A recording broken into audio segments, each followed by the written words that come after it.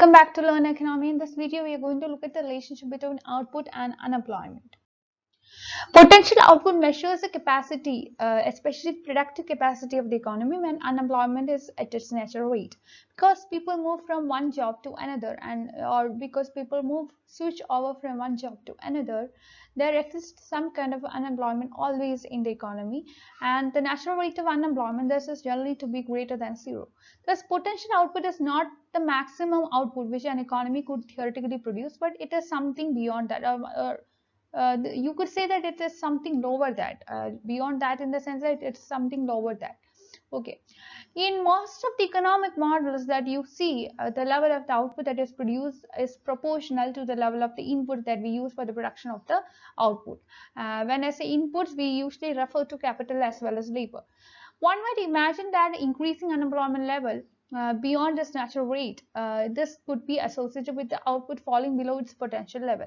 And this line of thinking led economist Arthur Okun to attempt to uncover a relationship between two of these variables. He has considered the relationship between, or the difference between, the actual level of unemployment and its potential level. And also, he could try to understand the difference between unemployment and its natural rate. As a byproduct of a study of potential and natural rate, Okun has discovered a strong empirical relationship between output growth and changes in unemployment rate. He has published a paper in 1962, and in that particular paper, Okun has used the data on the quarter-to-quarter growth rate of real gross national product and the quarter-to-quarter difference in the unemployment rate from 1947 to 1960. He has estimated that if real GNP growth were held at zero, then the unemployment rate would grow 0.3 percentage points on average from one quarter to the next. Also, for 1% increase in real GNP growth, unemployment rate would decrease by 0.3 percentage points.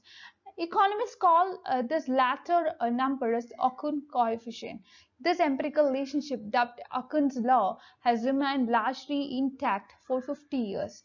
It is very much important to note that although all subsequent studies have attempted to develop theories explaining the existence of Okun's Law, the original manifestation which was given by Okun was purely a statistical relationship. Nonetheless, it has been used in policy making, in classroom, as well as in all medias. Okun's law is a back of the envelope method of translating changes in production to changes in unemployment rate. Let's understand the basics of Okun's law. We have understood the background of Okun's law, so let's go to the basics. In its basic form, Okun's law investigates the statistical relationship between a country's unemployment rate and the growth rate of its economy. So when I say growth rate of its economy, we are referring the growth rate in terms of output produced. The economics research arm of the Federal Reserve Bank of the St. Louis explains that Okun's law is intended to tell us how much of an economy's gross domestic product may be lost when unemployment rate is above its natural rate. It goes on to explain that the logic behind Okun's law is very much simple. Output depends upon the amount of labor that is used for the production process. So there is a positive relationship between output and employment. When there is a positive relationship between output and employment, simply we could say that there exists a negative relationship between output and unemployment. Total employment equals total labor force minus unemployed. So there is a negative relationship between output and unemployment. If you look into this case in a more detailed fashion, you could see that it is very much important to note that Okun's law is a statistical relationship which relies on regression of unemployment and economic growth. As such, the regression can result in different coefficients that are used to solve the change in unemployment just based on how much economy can grow. It all depends on the time periods used and inputs, as well as the historical GDP, unemployment and employment data. Below, you could see the example of Okun's law regression. You could see a negative relationship here between the unemployment rate as well as the output growth.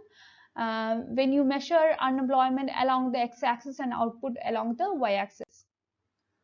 The law has indeed evolved over time to fit the current economic climate and employment trends. One version of Okun's law has stated very simply that when unemployment falls by 1%, gross national product rises by 3%. Another version of this particular law focuses on the relationship between the unemployment and GDP, whereby a percentage increase in unemployment would cause a 2% fall in GDP. An article published by integrating data from the highly volatile Great Recession period noted that the rule of thumb holds that for every percentage point that year-over-year growth exceeds the trend rate, which Federal Reserve policymakers peg at between 2.3% and 2.6%, unemployment drops by half a percentage point. Notice that the varying uses of economic growth, such as GNP, GDP, as well as many other growth indicators, which qualifies as potential growth uh, indicating measures, and we can actually relate output with all, or unemployment with all these growth indicating measures. It's very important to ask the question, does this relationship between output as well as unemployment holds true over time? As with law in economics, science, or any other discipline, it's very important to determine if it holds true under varying conditions over time. And when we come to the case of Okun's law, there appear to be conditions where it holds quite well and others where it doesn't. For example, you could review an Okun's law by Federal Reserve of Kansas City.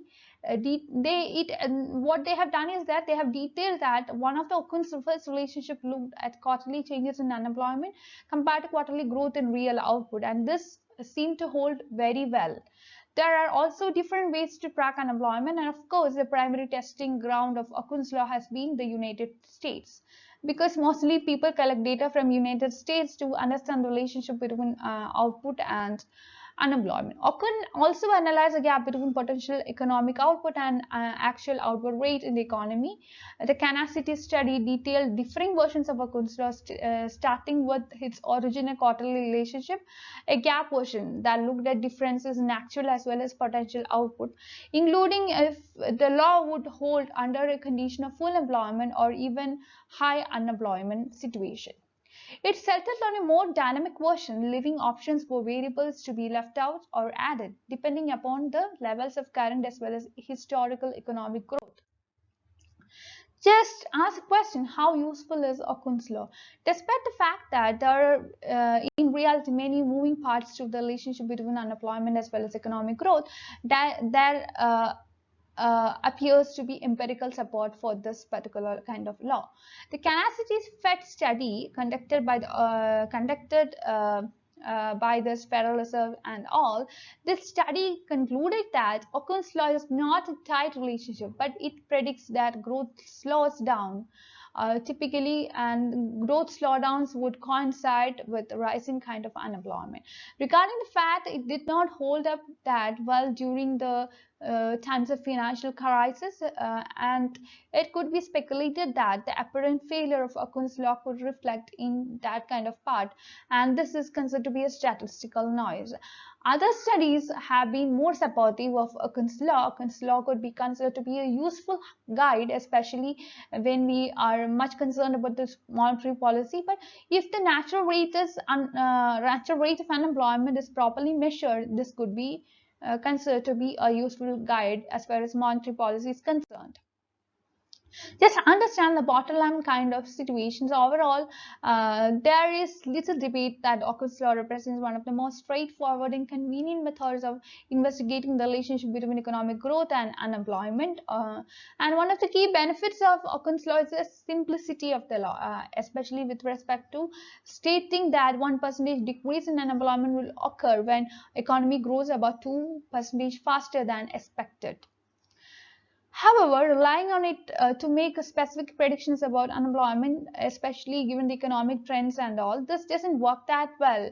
For instance, since it has been studied that it is very much known to shift over time, and it is impacted by more unusual economic climates, including jobless recoveries and the 2008 financial crisis. It's very important to understand that in certain situations, this kind of relationship between output and unemployment, which is specified by Okun, doesn't exist.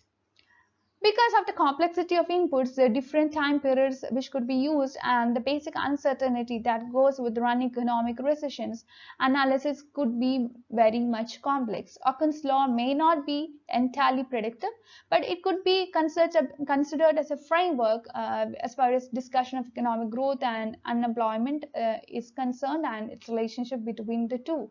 I mean, the relationship between the two. Okay. So that's all for today. Please like, share, and subscribe to this channel. And also, I welcome you to my Telegram group and Telegram channel to discuss your doubts. Thank you.